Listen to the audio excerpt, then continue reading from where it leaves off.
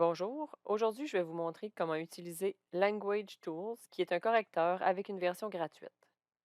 Sachez qu'il existe également une version payante au coût de 6,66 par mois qui donne accès à davantage de fonctions. Pour l'utiliser, vous devez d'abord vous créer un compte en allant sur la page languagetool.org/fr.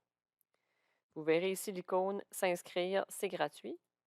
Et ensuite, vous pouvez choisir la méthode d'inscription de votre choix. Comme j'ai déjà un compte, je me suis connectée ici.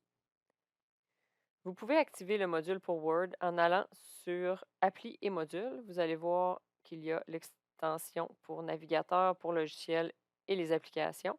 Donc, vous pouvez choisir là, l'endroit où vous voulez l'installer. Je vais le faire pour le navigateur tout d'abord. Je vais choisir Google Chrome. À ce moment-là, on est dirigé vers le Chrome Web Store et on clique sur Ajouter à Chrome. Ajouter l'extension.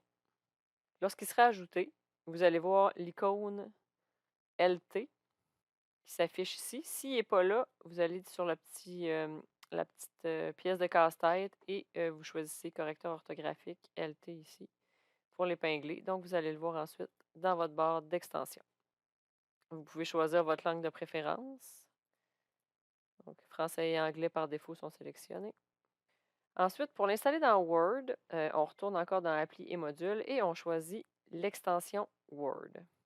Donc, vous pouvez faire Ajouter à Word, c'est gratuit. Et vous allez avoir ici toute la procédure pour le faire. Sur mon poste à moi, je n'ai pas ajouté des modules, c'est plutôt télécharger des compléments qui est indiqué. Donc, ça va être soit un ou l'autre selon la version de Word que vous utilisez. Puis, quand vous allez faire ça sur Word, ça va vous amener dans l'Office Store. Puis, une fois que ça va être installé, vous allez avoir un nouvel onglet qui va apparaître sur le ruban. Malheureusement, je ne peux pas vous montrer comment faire plus que ça parce que j'ai certaines restrictions sur mon poste là, qui m'empêchent d'accéder à l'Office Store. Mais si c'est sur votre poste personnel, il ne devrait pas y avoir de problème.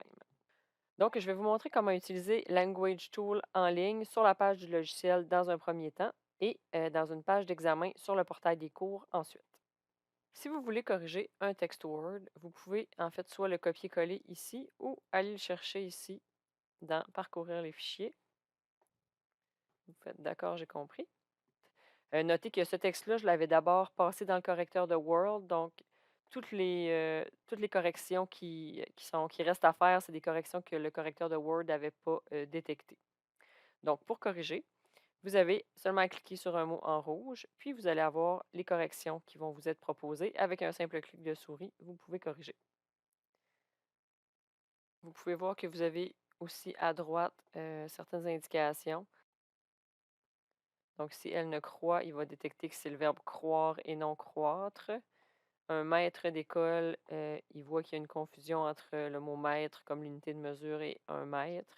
Donc, c'est quand même intéressant là, comme correction. Puis, une fois que vous avez terminé, vous pouvez faire exporter sous doc. Puis, ça va réenregistrer votre document avec indiqué Language Tool à côté. Donc, c'est la version qui a été corrigée par Language Tool. Maintenant, pour un examen dans le portail, ça fonctionne également sur les forums de cours, puis sur plusieurs autres sites d'ailleurs. Donc, vous pouvez soit rédiger un texte ou copier un texte. Donc, moi, je vais copier une partie du texte que j'avais utilisé dans l'autre page. Et ben, ça va fonctionner de la même façon qu'on a vu tout à l'heure. Dans le fond, ça va corriger les mots qui sont mal orthographiés. Puis, on a juste à cliquer dessus pour corriger.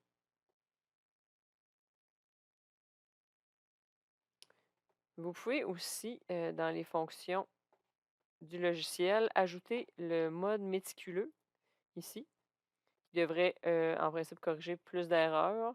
Honnêtement, je ne sais pas si ça vaut vraiment la peine de le faire ou pas, mais si ça vous intéresse, vous pouvez le faire.